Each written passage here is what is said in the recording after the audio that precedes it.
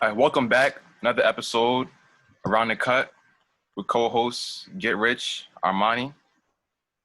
So, yo, we don't have to waste any time. Let's just let it all out about the Clippers. Just frauds for the whole season. Disappointment. Just L. So Doc Rivers, L. Paul George, L. Kawhi, L. Lou Williams, L. Patrick Beverly, L. Like, Everyone associated with that franchise is an L, bro. Dub. Man, I've been hearing all year about these Clippers, man. This is how great these Clippers are. The Clippers are going to win the chip. Best wing defenders in the league. You know, all these LeBron stoppers, all this nonsense. And it's just like, what happened? What was all that talk? It wasn't there, bro. Kawhi sold 6 for 22. PG sold, but you know about PG. Been a seller. 25% from the field.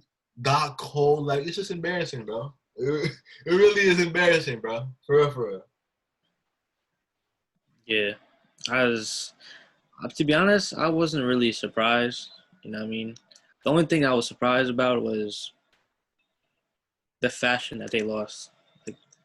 Like it was a blowout pretty much in the last couple of minutes. You know what I mean? And the two stars did not score in the fourth. Like, I mean, Kawhi had 2 points, I think it was, and Paul George is just George Paul, and I wasn't really surprised like the collapse with the Clippers because I wasn't really sold with them all season. There were so much things that like questioned me with them, and I'm just like a lot of people picked them, and I was just sitting back. I'm just like I have the Lakers advancing. To me, the Lakers are the best team I saw all year. They had their struggles, but I mean, now we see in the playoffs, you see who was really about it, and you know what team kind of separates themselves, the good and the bad and the great. So like last night was just another example. Yo, to think about, like we was talking about earlier, the Clippers, their main focus like, before the season started was the narrative about their defense. Pat Bev, Kawhi, and Paul George supposed to be 3 All-NBA defenders or All-Defensive Team defenders, and to think that they let Jamal Murray drop 40 points in a Game 7, and they blew a 12-point lead. They were up. I think it was going into half. They were up by 12, and then they were only up by 2, something like that. And then they took a Last night. yeah, and they took a lead after like in the second half, like the beginning of the second half. They took a strong lead, and then that went away too after another Denver run. And it's just weird. I like what do you think was going through Doc Rivers? Like what do you think his game plan was? Because that shit obviously did not work. Well, he was just really trying to double Jokic and not let Jokic. Every time. And then Jokic's just making that right pass every time, bro. So it's just like, I don't really know what Doc was really watching, bro. You know what I'm saying? Like, whatever game plan that they came into the game with, it wasn't hitting. But they just rock with it, bro. They just rock with it. And they bet us lost the game. We saw what happened. Doc, man, another 3-1 lead. That you had, that you blew, bro. Like, gotta talk about that too. How overrated Doc is. There's a lot with the Clippers, man. There's a lot with that franchise. The fact that they didn't waste any time to announce that he's coming back for next year is kind of surprising to me because there's a handful of coaches around the league that they might want to take a look at. But, you know, with Steve Ballmer, Jerry West in the front office, I don't think they would just switch the coach now and have to start over a new system with that from that aspect. Right. So it kind of makes sense. But people are looking at Doc a lot different now. All that before the season, got a championship head coach, blah, blah, blah. We took the Warriors to 6 games, healthy. All that shit doesn't matter anymore. Now what everybody's going to talk about is how they blew a 3-1 lead to the Nuggets. after the Nuggets just came back down from a 3-1 lead in the first round. It's mind-boggling to me. Yeah. Doc is definitely like, I think since he's coming back for next year, I think people really have like a close eye on him. You know what I mean? Like I think the pressure is gonna be on him. Cause I don't know, like what do you guys think if let's say the Clippers start the season off like going downhill? It's like, do you think he'll survive the season? Or you think I feel like they he would. can turn it around? Not like to keep his job. I feel like they would try to keep him around because like what they were jacking was, they didn't have the chemistry and they couldn't play long enough together. So I don't think like they would just give him half a year to get that chemistry going. If it don't hit, I feel like they'll just ride it out. But if they flop again next year, what I'm saying? I feel like it's just a dub. Then he'll lose his job. But I feel like they would ride it out though, honestly. Yeah, I think they would play the season through, regardless of how they start next year. Mm-hmm. But going back to the game and the series, my main concern about the Clippers, how their team was constructed, was the lack of urgency, but a lack of a ball handler or playmaker for that team. They pick up Reggie Jackson, but he wasn't doing shit. They need a solidified point guard to initiate the offense because basically Kawhi and Paul George were the point guards, and that's not going to win you a championship. You need a real point guard, and they did not have that for the whole year. So you have Marcus Morris taking shots early in the shot clock. Same goes for Paul George. There's no pecking order. There is a pecking order, but it's kind of whatever goes, goes. And seeing that, I feel like Doc Rivers didn't really have a clear-cut method to win games. It was just, we're better than them. We're just gonna win off of talent or skill. When he got matched up with a team that was equally balanced with the Clippers, he didn't know what to do, and it showed with this series. I would say like even last series though, like there were some signs. You know what I mean? I think Luka was hurt, and that kind of like played a role in the Mavs. I guess like winning some games because that's another thing because the Mavs are constructed differently, but Luka he kind of put the pressure on the Clippers. Like they had him, and let's say they had a couple more pieces that could have helped them. I'm not saying that the Mavs aren't like. I think the Mavs are a good team, but I think they're like missing a couple pieces that could have, helped them prevail in that series.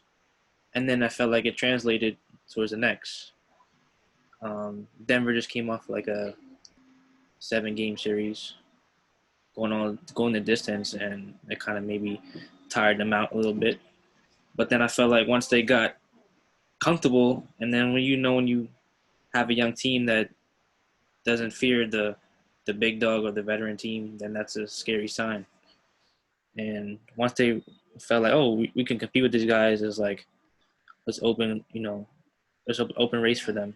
And you saw it. Like Jamal Murray did not play that well in the first couple games, but as the series progressed, he like got more comfortable, and it showed that the Clippers had no answer for him in the last. I want to say the last 2 games. I felt like he had his way, and Jokic he was pretty much keeping them like afloat throughout the whole series. So I don't know Doc's game plan because he was doubling Jokic, and I felt like why not like make him dribble the ball?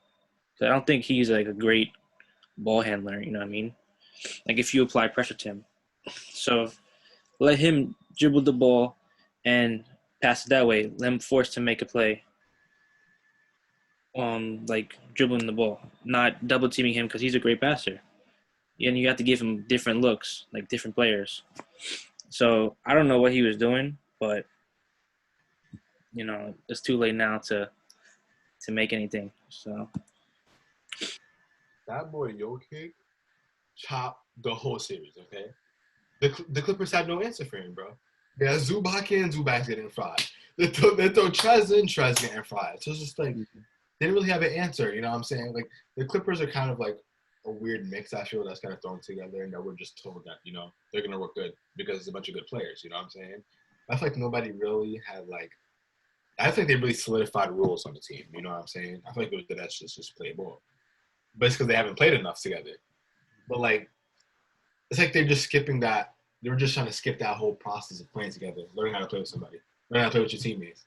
You kind of just thought, oh, we'll come to the playoffs and we'll just hit. But as you can see, when they was on the floor together, they getting cooked. Like they're literally getting cooked. And that's what they cop and plea with, the chemistry. But nobody want to talk about that all year. Nobody want to talk about that all year until it just, Oh no, I'm pretty sure they were cocky. You know what I mean? The whole year. And what like stuck out to me was when I saw after the game there was a report saying that some of them were gassed during the game. So it's like, hey, how you guys, bro? That's fabrication. Come on, man.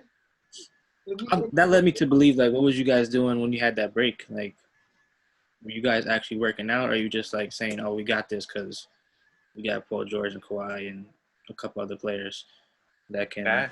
That's so stupid though. Why would you even let something like that get out into the media? Right. Given the fact that the team that you played just came off of a 7-game series. Just came off a 7-game series and y'all had rest. And so people saying we was gassed for game 7. Come on, man. Game 7, you're supposed to play 48 plus minutes. Mm-hmm. There's no excuse for being tired during a game 7. I'm rock with that. It's also like PG wanted to go after the game and say like it wasn't a championship or bust season. Internally, we knew that. Come on, man! Like, what's going on the cap, bro? Like, what's up on the lies? You're really telling me that PG didn't believe and all of them didn't believe that it was championship or bust season with all the talk they were getting, right? Like, this guy PG, man, he's a seller, he's a liar, and he's getting exposed, man. He's getting exposed. Everybody sees it. Everybody sees it. That's what he gets. That's what he gets. Because we told people about this man being a seller. What is he doing? Selling, making excuses, talking about where's the championship. His reputation has taken a big hit these past couple of years because, like, shooting 25% in a game 7 when you weren't supposed to be in a game 7 to begin with, that's just absurd. Because if you go back to that Utah series when he was in OKC, where what do you have, like 5 points or 6 points? Oh my god! It's just embarrassing. Yo. Say about this guy, man. They just don't. All that Kawhi's, best player in the world. Kawhi's better than Bron. All that stuff. Cut it. It's done. Yeah, it's really finished. Just stop yourself and even think about it. We're done. We're done, bro. Yeah, I mean, for the Clippers, I think the next step is they definitely need, like Orion said, a ball handler, because they need someone to initiate the offense. And when guys are, tired or they just need a bucket, they need someone that can just orchestrate everything. And I would say they need to pick up a solid big man also, because there's a lot of, if you're going to compete in the West, you got a couple of teams that got a big man. So, I mean, those are 2 things I think they need to go ahead and kind of fix in the offseason. And then just come out next season with a little bit more sense of urgency. Like, I feel like they take it lightly, had this low management nonsense. Like, when you're trying to compete for a championship, you got to, be on the floor. Not saying all times, but there's got to be some kind of balance where you guys can, get some chemistry. Like, now you can use that as like an excuse. Oh, we haven't been together for that long to get chemistry. But you have other teams like the Heat. They've gone to the finals. Did they win? No, they didn't. But they somehow found a way to get there. If you're really that superstar, you have to find a way. Like, there's no excuse. Agreed. It's And a big year for the Clippers next year. My fault, bro. nah, that's fine. Like next year, I don't even think their window is. I feel like it's gone to win a championship because I feel like next year they're definitely not winning. Like the West is going to be that much tougher, and those teams, like why the Clippers think they could load manage next year, those other teams are playing in the regular season, and those standings are gonna be a playoffs of their own. So there's gonna be no time for rest, and you got to make sure you have a good enough seed for the first round because they had problems with the Mavericks, and I was being a 2 seed, and I don't think they're gonna be a top 3 seed next year because you have Denver, obviously LA, and Golden State's coming back. You still have your teams like Utah and Dallas. Dallas is gonna take another leap too. Yeah, I think Dallas can improve. So I think it's a wrap for the Clippers championship hopes. Honestly, like Even the teams that didn't make the playoffs, like they're coming too. Like, yeah, like Phoenix, yeah, coming, coming. we don't know how the Pelicans are going to be next year, but you know they have a good squad. They got a couple teams that didn't make it. The Grizzlies, I don't know. It's hard to say like their future. It's crazy because like they did all this, for Kawhi and PG, but next year is really the make or break year because that man PG and Kawhi can opt out and be free agents. So what they gonna do? Stuff with It would be like imagine they both leave. Fire Doc if they lose. I'm telling you, man. They thought the pressure was on this year. Oh yeah, turn it up. Turn it up for next year, bro. For real, bro. Because that's fact. it's facts, though, man. I'm telling you, them Clippers boys, they better get in their bag. They better be working. Well, funny. Yo, they traded so much for Paul George. It's laughable. Laughable, bro. It's crazy. But to switch gears, let's go to the Eastern Conference. Game 1, Jimmy Butler showed why he has been an all-star and been a solidified top 15, 20 player for a good 5-6 years now. He just looks like he's been there before. He looks like the most seasoned guy out there. When it's winning time, he just finds a way. Him, Tyler Hero, Bam. This is going to be a good series. It's a toss-up for me, but I'll stick with Miami. I'll go with Miami for the series, just cause. But what do you think? How many games? I honestly don't know. I'll just say 7, just because I want to see 7 games. Because I love my guy Jason Tatum, but I think Miami has just more impact players off the bench to just plug and play. How'd you guys feel about Game 1 though? That game went down to the wire. Like, that was a great game back and forth. It's really crazy to see, like, before the season started, nobody really can honestly say that they really picked the Heat to, go this good, you know what I'm saying? But to really see them boys playing hard every night, bro, that chemistry is off the charts, bro. They all trust Jimmy. They all trust each other, honestly. And it's just like, that step back that Jimmy had in the corner, Cass to give him the lead. You know what I'm saying? They need a bucket going up and one. It's just like every time they need a play, Jimmy's there. He has been there the whole year. Like, it's great basketball to see, man. It's to see that Bam really, stepped up to JT with the game on the line and literally blocked him. Like, I can go either 50-50. He either get banged on, you know what I'm saying, or rest of the block, but he took his chances and he got the block. It's just like, it's great basketball both ways, man. I think it's going to be a really good series, competitive, but I had to pick, you know what I'm saying? It's just like, I'm really just going to have to go with the Heat for real, man. I'm going to say 6 games, but it's still going to be a very competitive series. It's great basketball all around. Yeah. I think the first game was kind of like a teaser for like what I hope the series will be. I think it did not disappoint. in the beginning of the the bubble, when I made my predictions, I had the Heat and the Celtics um, competing to go to the finals. But I had the Celtics. I think they're winning in I think I said six.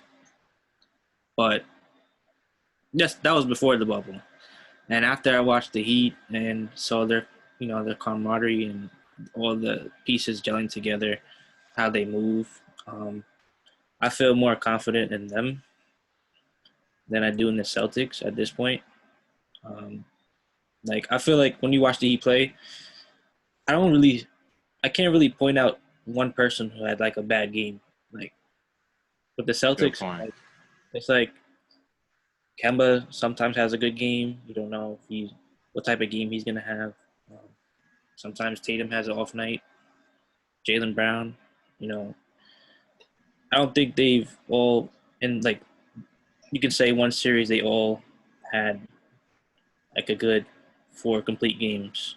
The Celtics, the Heat, they just been cruising through everyone they really kind of matched up against, and like I feel like they have a great momentum right now. And to put this, I think next game is a must win for the Celtics because if they lose, go down 0-2, I don't really see the Heat, taking their foot off the gas. I think they just we have them right where we want them, and I feel like the Celtics they had to win that game, like game one, personally, because Well, um, yeah, you could say it's a must-win game because nobody wants to go down 0-2.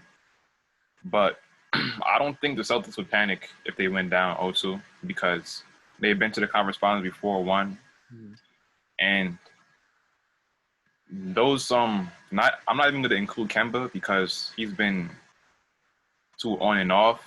And if you've noticed the pattern that the teams that the Celtics go up against, their main thing that they want to do is take Kemba out of the ball game offensively because he's the make or break for that team.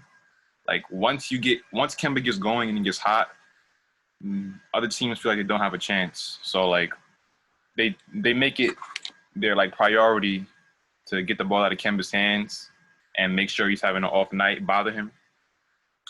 So I think that I don't know if they're gonna go down 0-2, but if they do, I don't think it's the end of the world for the Celtics because they have the capability to tie that series up if they do go down 0-2.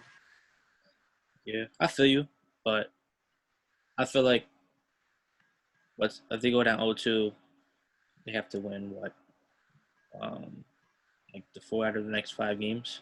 Yeah. So I don't know if the Heat would have really kind of allowed that, just based off what I see from their play right now.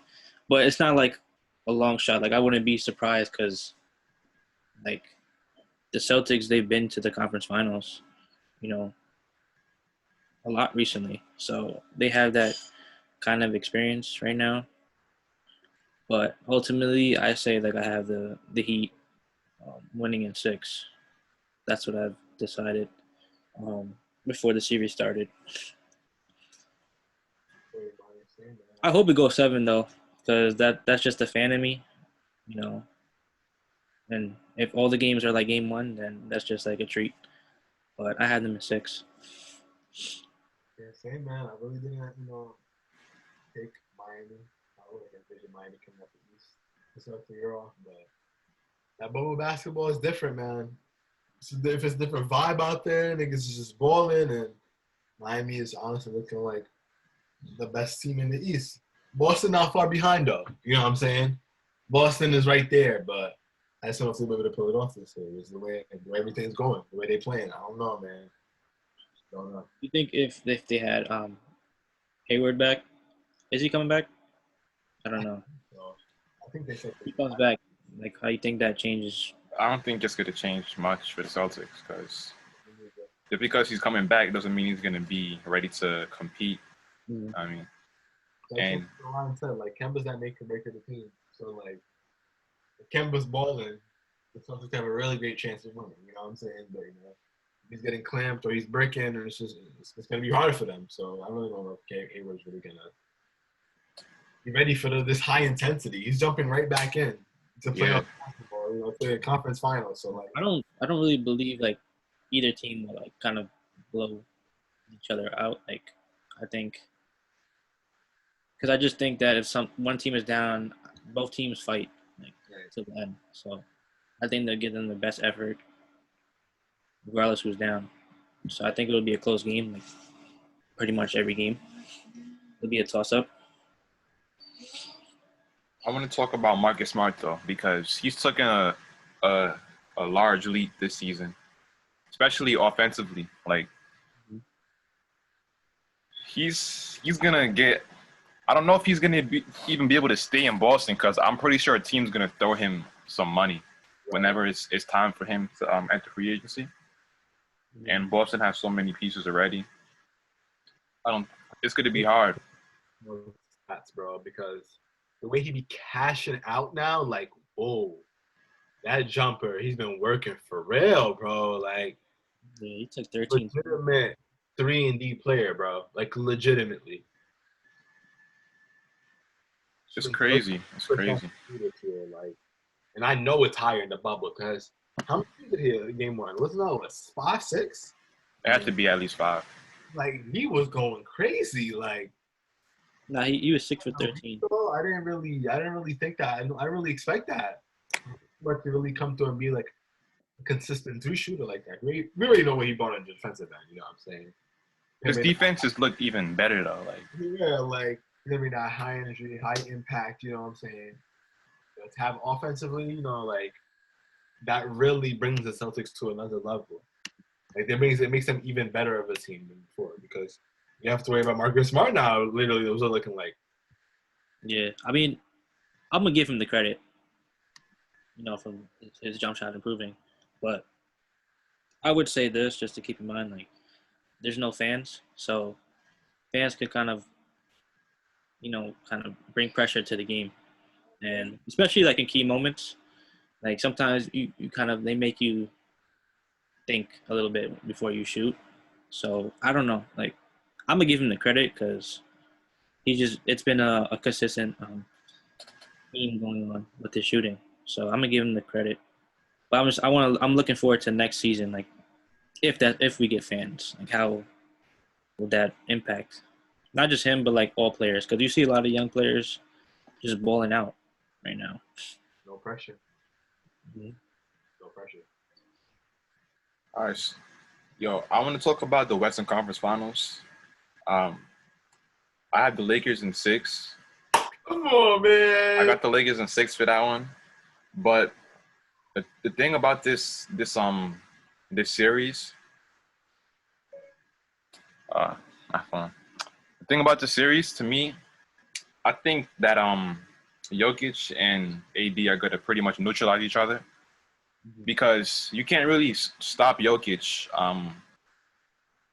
You can't stop him on offense because he's going to get his teammates involved. He's going to make the right play every single time. He's just going to keep the offense flowing properly. So it's going to come down to LeBron James. Nobody can guard him on the Nuggets, but you also got a lot of weapons on Denver too that LA has to really key in on, because you got Murray, you got Millsap, you got Craig Porter off the bench, Gary Harris. These are players who feel like they're better than the Lakers' other guys. You get what I'm saying? Right. So the Lakers have to come out with a different level of intensity to match Nuggets, because the Nuggets are running off. They're high. They're high right now. Like there's nothing. They feel like nothing can stop them. So it's gonna have to come down to the Lakers' other guys giving that extra effort to give their team the advantage.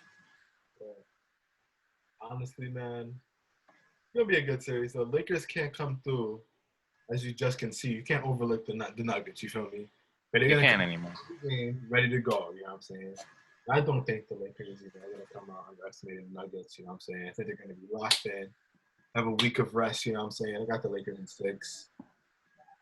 Jokic might go crazy, but we still got that man Anthony Davis that's gonna be guarding him, and you can have to guard that man Anthony Davis back, and that ain't happening. You know what I'm saying? That ain't happening, and he ain't stopping Bron. So it's just like they can have the two best players on the floor again. You know what I'm saying? And I feel like not even that. I feel like throughout the playoffs, like even the first and second round, the role players starting to play better. Guys starting to hit their roles. Guys starting to hit their shots. You can see Rondo, playoff Rondo's a thing. Kuz getting in his bag. Danny Green's been hitting more. You know what I'm saying? And they're really locking in on the defensive end. You know what I'm saying? So you got to translate that same thing to Denver. You know what I'm saying? I just don't see Denver being the Lakers. Lakers are 6, man. Yeah, I don't see it either. Yeah. After what happened last night, I just feel that it's the Lakers' championship to lose now because LeBron's the best. He's the best. Let's put it that way. But outside the playoffs, like who really has championship experience right now? You could say Iggy on the Heat, but after that, it's like can't really think of nobody. So I say and the Lakers have a multiple of guys that were in the finals, so they got that experience right now, and I just feel like it's their championship to lose. So I got the Lakers in 6, but I don't know if the Lakers really impose their dominance. I won't be surprised if Pack him up in 5, man. This man, pack him up in 5, man. So these cats out of the bubble, man. if we're gonna talk matchups in that series, I just feel like AD is quicker than Jokic. Yeah, fellas. And I think the Lakers have multiple 7-footers to throw at him. Mm-hmm. But he's a great player, so he could get his. But I feel like the Lakers' big men are better than the big men on Denver. Again, like Monty said, the X factor again. Ron has a lot of respect for Mike Malone, so he knows that how his philosophies are and how his teams are going to be prepared. So I don't think he'll take them, lightly, and I don't think anybody's taking them lightly anymore. So I think the coaching staff and the players on the Lakers, they're gonna really be we got to really respect our opponent. We can't take them lightly. We got to play a full 48 minutes for 4, 5, 6, whatever, 7 games it takes them to get to the next round. So I think, like Rich said, the role players are clicking right now. Bron, I've seen him progressing from round to round, game to game. He's been playing better and better. He's getting more comfortable. AD, AD's just playing his role. He's complimenting him good. Ooh, that man AD. Ooh. I think the Lakers will win in 6. But like we said, Denver can be scary. Yeah. So you can't let Jamal get comfortable, Jokic, or the role players. All it takes is an offensive rebound or a tip in and out shot. That's all it takes to swing the series. Yeah, you seen that in the Celtics and Raptors series. It takes one play actually just to swing a series around. It's really crazy though. That Denver really came back down 3-1 in back-to-back rounds, bro. And here they are in the Western Conference Finals. That's 4 wins away from going to the NBA Finals. And that happens this round. I think Bron's gonna be that's a wrap. Yo, I know that something's gonna happen that we never seen before, especially in the bubble. Cause there's no way. Cause you know how the NBA is. There's always history to be made. You know what I'm saying? So I knew something's gonna happen that we haven't seen before. But we had a lot though that we haven't seen before. Yeah, but this is the bubble's been fucking great, bro. Honestly, from top to bottom, everything has been fucking great from the first game until literally last night. And my favorite part is that there hasn't really been injuries. There hasn't been any serious injuries. There's only been one serious injury, but that wasn't even in the playoffs. During the playoffs, right. We haven't even seen anybody get seriously hurt, so that's like a blessing. And we've just been treated to great basketball. Fellas, though, man. And man, Brian. You feel me? Only 8 wins away, fellas, from that number 4, man. Like, it's just another reminder for people. That's all it is. It's just a reminder for people that keep, try to, shit on him, try to violate him, try to violate him every little chance they get. Just reminding people. It's a quick reminder that, he's still that fucking man, that he's still the best player in the world. Yeah. He's still going to be people that championship. You know what I mean? I just don't think it's fair because they've done everything right up until this point. To all the teams that are still in it, they've done everything right. That's only going to be a bitter excuse, a sour excuse for people to use. Because how can you say that? Really, how can you say something like that? Like this championship don't count because it is that in the third. There's no home court. Well, there's no away court either. Right. So y'all don't have to travel. Nothing like for a certain amount of time. Everyone's in the same position. No one has There's no advantage for anybody. So how can you say that this team has an advantage? That's why they won. It's straight basketball, bro. That's what it's basketball, bro. If you get bucks, you're going to win. If you get some, you're going to win. That's what it is at the end of the day. The best team's going to win. And I guess the best teams left, bro. The best players who can make the best adjustments. That's it. Let's talk about I'll talk about all defense first. Snubs. First snub is this fraud Patrick Beverley. I don't know how he made it. Let me just check my phone. Can you actually list off the NBA offenses? Let me see where it's at. Fraud app. Yeah, I need to hear that list, bro. It's time to read off the list. So, give me a second. Where that? Okay, so first team was Ben, Marcus Smart, AD, Giannis, and Gobert. Okay. That's the first team. Second team was Pat Bev, Bledsoe, Kawhi, Bam, and Brook Lopez. I don't know why Patrick Beverley is on this, bro. Instead of Jrue Holiday, Jrue Holiday didn't make one, right? No. It's just fucking outrageous. Outrageous. That's my first snub, bro. You can't have Jrue Holiday is probably one of the best defenders at the guard position in the league. Literally, and players around the league say that all the time too. All the time.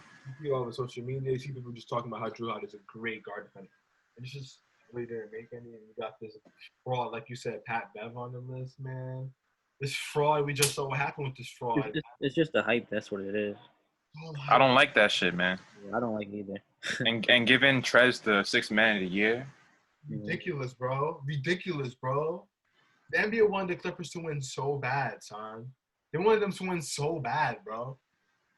Like, come on. It makes them worse now. All of these players got these awards, and they ain't got shit to show for it in the playoffs. Okay. Yo, the only player, wait. Jimmy didn't even make it, bro. Yeah. I'm saying all these players that won the awards, aren't they just home right now? Yeah. Easy part. It's about to get mailed to them. They get congratulated over Zoom, man. It's outrageous. That's what's gonna happen to Giannis, but that's another conversation for another day. Yo. I don't want to get into that. Yo, let's talk about the way they give out the awards, like when they give out the awards, because I feel like they should go back to the old ways of giving the MVP out in the second round, like it always has been. Right. But they wanted to add this award show and shit. I don't like the award show at all. They need to go back to how it used to be. Literally, bro. How do you feel about the the system, like voting system?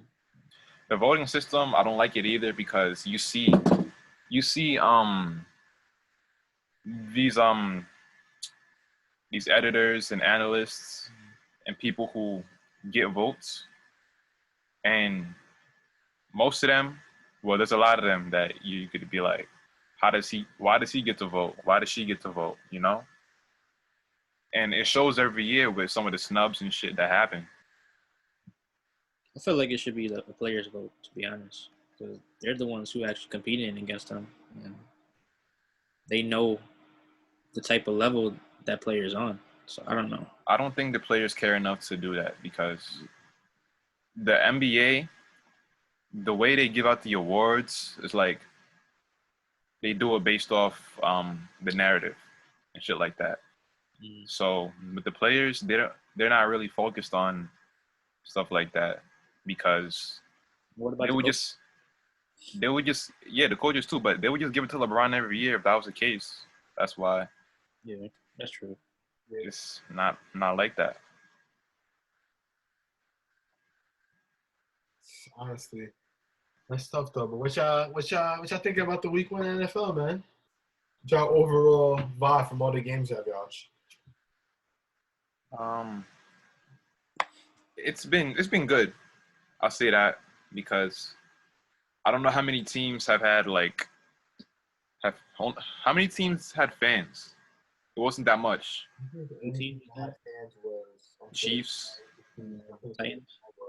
the Jags too, right? I think that was the only team that allowed it. I mean, this week we haven't really seen any big like surprises. Like most of the games that happened, we expected that team to win or this team to win, and if not, it's just the first week. There's been no preseason, anything like that, and I think we've seen it because there's a lot of teams that I don't think came out ready to play. So Definitely. preparation and like jitters, shit like that, it definitely showed in week 1. Mhm. But they're gonna get back into their groove by week 3, 4. Yeah, honestly, I was just like happy the football was back, that I got to see some football this weekend. So I'm not really putting too much on week 1 because I feel like what you said, players are still getting back into their groove and coaches as well. So I think by like week 3, week 4 is when I could really like sit down and like see like, okay, this is how it's gonna be for like the remaining of the season. Like I have a good grasp of what's to come, and I can make like kind of predictions there. But I don't know. Like when I was watching the games, I feel like there was really no big, like that big play. You know what I mean? That I can say, oh, I remember this play this past weekend. Like this person did that. I just felt like it was just player just competing, going out, just trying to win a game. Overall, I feel like I liked it though. It'll be still kind of weird with no fans. You don't hear that fan element. Yeah. Hold on. One thing I wanted to say is that I don't know if it's because the NBA had the pumped in sounds, but I feel like the NFL misses fans more. Like you really miss the fans when you're watching an NFL game because like it's that trigger in your brain. Like when I think of a football game, you just think of that roar, you know? And with that being gone, it's like, damn. Right. That's like a big part of NFL football, just football in general too. Right, because like the NFL is kind of pumping in noise, but like it's just not the same. And it's also like you hear more when the players on the field. Like you hear them talking more because there's just no fans now. You know what I'm saying? Mm-hmm. I feel like overall, like kind of expected like some things like the soft tissue injuries. A lot of players, like a lot of receivers. A lot of teams are kind of banged up with like some hamstrings and like some quads or like some ankles. So it's like a lot of tweaks, a lot of injuries, but you kind of expect that when guys are not competing in like an active game. It's just literally training camp for a month. So you're going to get your guys. You're not going against somebody else. You're not getting hit. You know what I'm saying? But overall, though, like you said, the team that I expected to win won. Why I expect them to win? Because when they're better players, obviously, but it's better coaching. That's what it comes down to. Mhm. If you have a better coach, you're going to be more prepared to play on Sunday. And this weird off season when there was no training camp and stuff like that. I know OTAs, I mean. So it's not surprising, but also I'm not putting too much stock into week 1 too. Like for teams like, people are kind of like bashing the Bucks and Brady and, kind of going over the top. But like, I think they're going to be fine. You know what I'm saying? It's a new system, new players, new coaches, got to get used to each other, get used to the flow of things. So not putting too much stock into it, but like, it's just great to have football back for real though. Like dead ass though. To have football back, like tomorrow, it's gonna be Thursday night football. And then there's football again on Sunday. And like, I think for all the testing, only 2 players tested positive for COVID. So like, it's not a bubble, but like, it's kind of working though. No, it's not kind of working. It's working. Players not really getting infected like that. So like, I guess all the protocols they got going on is working. So it's encouraging to see. But I think it's gonna be a great year of football though. Like you said, 3rd week, teams are gonna be back in the flow of things. Not care about the crowd as much and all that. It's just we're in store for some good football. I'll tell you that. I'll definitely tell you that. Do you think was there any like player or team that stuck out to you? Like you can say, I was wondering how they were gonna look, even though it's still early, but like there's like early signs that you can say, oh, I like the way they're projected. Yeah, I mean, there's 2 teams. I mean, I kind of thought the 49ers would come out and play a little bit better. Defensively, I should say. But then again, they do have injuries too. They're going to have Debo Samuel and Brandon Ayuk, their first-round picks for as well. But, like, I thought the offense would be better. Offense is kind of there's a little something going on with Jimmy G and Kyle Shanahan. You know what I'm saying? I don't really know what it is, but the Cardinals kind of surprised me, came out and balled out. But also, it's Seattle. Like, Russell Wilson came out and, like, that's just went crazy, bro. Like, he went crazy. 4 TDs, 30 yards passing. He traded for my guy Jamal. Jamal was making plays, had like 10 tackles, a sack. You know what I'm saying? It's just like they have some flaws on that team, but like they have so many great players at the top, like Russ and Jamal and Bobby. It's just like I think they're gonna be a real problem this year, man. Like I think they're gonna be a real problem this year. Seattle gonna make some real noise. It's the first week, you know what I'm saying? But they were looking better than I thought they would look. So that's one team I'll say that. Kind of caught my attention. Like, damn. Okay. We tuned into y'all. Copy. What about y'all? I only watched a little bit of the Cowboys and Rams, Bucks, Niners, not Niners, Saints. What other game did I watch on Sunday?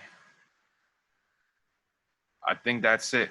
And of course, I watched the Giants this past Monday. So I haven't really watched enough to say I'm looking at a team like this team got something going. But let me think. Oh, Washington. That was surprising. How they came back and beat the Eagles. They're down 17-6. So that front 7 of Washington, man, they scary out there. That's something they got going on over there. They got some pass rusher. They was getting after Wentz a lot. I think they sacked him 8 times. wow. Two picks, you know what I'm saying? It was after his ass. Who was surprising for you, man, your team that kind of got your attention? Yeah, when you said it was this 49ers game, they versus the Cardinals, right? I believe. Yeah. I was kind of like jumped out to me how Murray and D-Hop kind of connected, and how much like he played one game and he had more catches than he ever had in a game. So I was like, that could be dynamic to watch moving forward. Of course, I watched my team, and it was kind of it's weird, because you have a QB that is mobile now, that runs, and I'm just I was excited for Cam because he came in, did what he had to do, But I wasn't really surprised because I seen all the videos on social media of him working and hearing him talk in interviews, the mindset. So I think that's going to continue, but I'm just kind of interested to see how the offense is going to be because the defense like came to play, but again, they're versing the Dolphins, so I don't know. You know, when they verse a team like next week at Seattle, they just put up 38 points, so it's going to be a quick turnaround and a good test for us. But yeah, I mean, the Bucks and Saints also, I didn't really get too high on that because it's like it's the first game of the season. The Saints are more, they had more time, and their chemistry is built over the years, whereas the Bucks had a couple new pieces like introduced. The offense got to get clicking, and personally, I didn't think Brady played that bad. Honestly, Right. he had yes those intos. Aside from those intos, I think he looked okay. Like I didn't, He looked good. yeah. Brady did what Brady do. So I just felt like people were just putting too much. Like they're prisoners of the moment. Like just let it rock. You know what I mean? So I want to talk about the Browns. yeah, that's You talked about teams that you think got something going on for them. Like you got your eye on them. mm-hmm. I have my eye on the Browns in a negative light because I think it's gonna go down from here. I think Odell only had 2 catches for like 23 yards. Um, if Baker Mayfield can't make this offense work, what offense will he be able to work? Fellas. That's clip. I can't talk too much because I'm a Jets fan. You know, and I'm like, they look good at fucking week 1. He fucking look terrible. What we talk about. But the Browns with Odell, Jarvis, Austin Hooper, Keep it coming. it's just not good. Kareem Hunt, you got Chubb, you got Njoku, you got 2 tackles. Like you have everything that you would need for an offense to work, and it just doesn't work. This is their third coach. What's the same common denominator here, fellas? The quarterback, Baker. Feeling dangerous. They got fucking smoked on Sunday. Fucking smoked. You know what I'm saying? But you know what? They went against probably arguably the best team in the NFL against the Ravens. You know what I'm saying? So, you know, whatever. But tomorrow night, against that man, Joe Burrow, the rookie. If the Browns lose, I think they will lose. oh man, Baker, I don't know what he's gonna do. This is make or break. If the Browns don't make the playoffs, Baker is gone. He is gone. He lost his job. He's done. He's just fried. Odell's getting traded. It's just the Browns are gonna be the Browns. So what do you think? Like, let's say that does happen, right? Like, where do you think Odell would go? Like, a good Bro, all I'm saying is though, on Odell's list when he wanted to get out of New York, Cleveland was not on that fucking list. It was on the fucking list. San Francisco was on the list. Who was on the list? New England was on the list. You know what I'm saying? I don't think Odell would love to play with fucking Cam over fucking Baker. You don't think you want to play with the fucking 49ers? A championship team? He doesn't want to be around this chaos.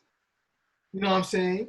Odell is too good to be having 2 catches for like 35 yards. You know what I'm saying? And I'm not putting that on Odell. I'm not putting that all on him. I'm putting that on the fucking quarterback, bro. Come back to New York. Danny Dimes got something for Odell. It's crazy how much talent the Browns really have and like not doing much with it. But like I know it's early, I know it's week 2, but like tomorrow is fake. Like you know, a must-win game for the Browns because I don't think they can afford going down, you know, being 0-2 to start the season off. And your second loss is against a rookie quarterback on a short week. When you're at home. Yeah. So it's just like it's a lot of things going on because God forbid y'all go 0-2. Then y'all got to week 3. Y'all got to play Washington, the Washington football team. Those boys is coming after Baker. Baker's not, you know, the most athletic guy. You know what I'm saying? You just saw what they did week 1.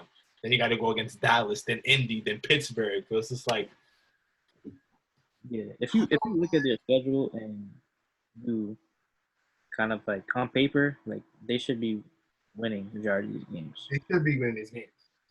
Will they? Yeah. I don't know, man. Baker needs to get it together. He needs to get it together or not. They're going to ship his ass out of town. He's going to be done. He's never probably going to ever play with an offense this talented again. Word. You You have to start to fight to get another starting job. Baker has it good right now. He better not fuck it up. He better not fuck it up. But, no, I don't want to talk too much shit about another young quarterback when my fucking young quarterback myself. Yeah, what was your take of Darnold, man? Oh my god, bro. It's so annoying to, watch my team every fucking week, shit it up on the field. We have a fucking terrible coach named Adam Gase that we just need to fucking fire. I don't Adam Gase. He's terrible. Fucking fire him. He's ass, bro. It's crazy because, like, last year the offensive line was so bad that we kind of, like, addressed it this offseason, kind of, It's not the best O-line, but it's not as fucking bad. They didn't play bad on Sunday, and it's just like Sam Darnold just shit it up the field. Yo, I got a question. For you, Rich. Well, you don't have the answer, but Jamal, he wanted to get traded because he was not rocking with Adam Gase. Yeah. Why, the GM, how'd you think, like, maybe why don't I just get rid of the coach instead of getting rid of Jamal Adams? Because what has the coach proven? It's more than that, bro. Like, if I can really break it down, like, it goes so much deeper than that, bro. Because Adam Gase was hired after the 2018 season, right? So he was hired, right? And our GM was still Mike McCagnon, right? We let Mike McCagnon go through the entire offseason, right? The draft, free agency, all that. And then we fired him in June. Or like late May, June. So he ran the whole offseason, and then we fired him. And then we hired Joe Douglas. So, like, technically, like, this is Joe Douglas' second year with the team, but this is his first offseason for the draft and free agency. So, you know what I'm saying? So he didn't hire Gase. He walked into this bullshit, you know what I'm saying? He didn't pick Gase to hire. He walked in, he's ready to head coach. So it's kind of like we hired Gase to help Sam in the offense. And the big thing in offense, in the NFL is, like, the same offensive system in the scheme. If you keep on switching schemes for a young quarterback, that's fucking annoying for him. That's hard for him to, really stick with. When you look at all the young quarterbacks around the league, and most of them that are balling, like Lamar, like Josh Allen, you feel me? Lamar's on another level, obviously. Like Josh Allen. You see Josh Allen, when you watch him, he's not the greatest quarterback, you know what I'm saying, that plays. But the Bills are that great of an org that they build around him, you know what I'm saying? So they play towards his strengths. But, like, Sam doesn't have that same benefit. He has a terrible fucking coach. So it's like if you fire Gase, it's like Sam, you're putting him in more of a fucked up position with the weird ass year of COVID. So they're a whole new system in his third year. You know what I'm saying? It's like you kind of like you need to focus on the quarterback. If you fired Gase, it would fuck up the offense more. It would fuck up all of Sam more than a safety would. So it's like we traded Jamal, we got 2 first-round picks. The team it's really bad. If we had Jamal, we'll still be fucking terrible. If Jamal was still on the team. That's how bad we are. So it's just like, I'm not going to really fire my coach and keep Jamal and pay him when I can then, trade Jamal and get these assets. And if my coach doesn't ball out this year, I'm probably going to fire him anyways. That's what I'm saying. It's like.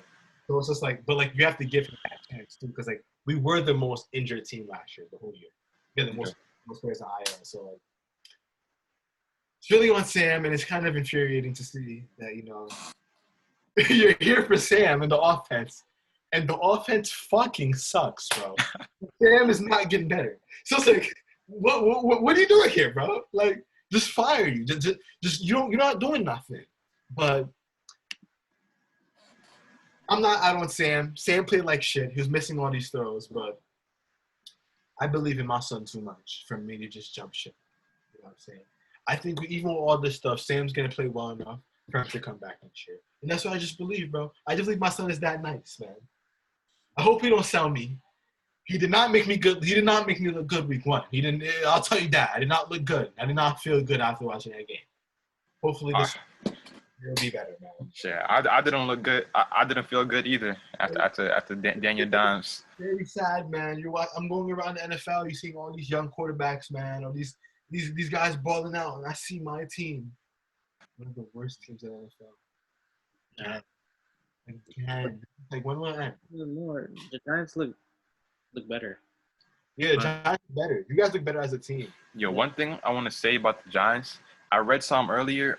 I think it was today or yesterday. They're talking about, I think Tiki Barber. He said that Saquon, he's not a 3-down back. And I kind of agree. I can see where he's coming from when he says that. Yeah, because I see all of the fucking snaps. I'm like, yo, you can't just hand him the ball and make him and use him to move the chains. I feel like it's either we have to get a passing offense and then use Saquon in different ways, like quick outs, or we need to get another running back too, because we need. I think this with Saquon, bro. My problem is that Saquon really can't block. He doesn't. It's not that he can't block. He doesn't. He can't pick up the blitz. He doesn't know what to do. Like, and that's a real thing when you're a complete back. He needs to know how to block. You know what I'm saying? And like, Saquon is a great player when he gets an open space. You know what I'm saying? When he gets an open space, open field, Saquon he's dangerous. But Saquon, I feel like, has trouble running in between the tackles. You know what I'm saying? Like, I don't even think it's that, bro. It's just a lot. Saquon, you can say that. I don't know, man. I really can't put my finger on it, but it's just like Saquon needs to do more. He's a great player. He has the talent, but something's just not fully clicking there, bro. Yeah. I get what you're saying with running between tackles, but it's not even that. He can't. He doesn't even get any momentum. Like, he gets hit in the backfield most of the time. He tries to run between tackles. That's why he's always bumping to the outside. So I think it's just about the Giants getting a good enough offensive line, because once he just gets a little gap, that's all he needs. Right. But I feel like y'all are better, like, I would say maybe like pass protection than really running. Yeah. It was glaring on Monday. The pass protection was outstanding, but the run blocking, what the fuck? Right. What is this? It's kind of like where you guys struggled is like where I kind of expected you guys to struggle. You know what I'm saying? Kind of on the O-line a little bit. In the secondary, I kind of expect y'all to struggle there. But like, Daniel Jones made some good plays. He had 2 bad fucking throws, bad mistakes. You know what I'm saying? T.J. Watt jumped and picked that. You know, in the rollout in the red zone, I think it was like a 15-play drive, and he got hit when he threw the ball. Like, that's tough because like that was a hustle play. The guy hit him, and the ball went up. But like, he did make some great throws. The play action, Darius Slayton over the top for a touchdown. You know what I'm saying? There were some good moments, but guys got some problems because y'all don't block, bro. Your running back don't block. Your O-line don't want to block in the running game, and your tight end don't block. So it's just like, I don't know. I don't know what y'all gonna do with that. I want to get rid of Evan Ingram too. Yeah, I need to get that figured out. But I would take it though, to a Giants fan. I would believe in the Joe Judge and all that. You guys still look prepared though. But I didn't expect y'all to win because y'all did go against a good team, a really good team, and a great defense. So it's just like, I didn't expect y'all to win. I expected you to do what y'all do, and y'all did. But overall, solid though. I'll take it personally. I'll take it. It's minus the Saquon running, but I kind of expected everything. Like, the whole thing with the Giants, every single game is just too little, too late. Every fucking game, just too little, too late. And same shit happened on Monday. Too little, too late. Yeah, but I mean, I like what I seen. I mean, like I kind of like took good things away from the game rather than bad, because we all really didn't have high expectations for coming into this year. So like, I was just like, there's mistakes that Daniel Jones made. I said he can just go back and look in tape and see, okay, I need to correct this. What should I have done? But like you said, like the blocking has to improve, and you can't really like kind of correct that off watching tape. Like, I mean, like as far as like when you're playing the game, you can do that watching tape, but like when you're playing the game, you're gonna make mistakes if someone is coming at you full speed. Like, it's bound to happen. you're gonna get a fumble, he's gonna throw a pick. Like someone has to block from him. And the whole thing with Saquon too is like I was watching it. It was kind of frustrating also to see like as soon as you snap the ball and you give it to him, it's like he gets hit. There's like no really Distance. anything for him to kind of like make a move. Like even if he makes a move, it's like a sudden move and then he gets hit, popped. It's not doing nothing. So they had to improve the O line. I think once they do that, everything will open up for them. And the defense did play hard on. Yeah, I like our D line. Yeah, they played hard. But you go up against a veteran quarterback. They have weapons. Like it's gonna be tough because I feel like the Giants had their opportunities, but they just let it slip away. And the game could have been a lot closer if they capitalized. But it's expected when they have.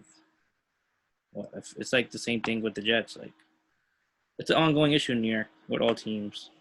Besides what the Yankees like, different coach every other season. So it's like the players can't even get comfortable in the system or whatever you're trying to throw at them.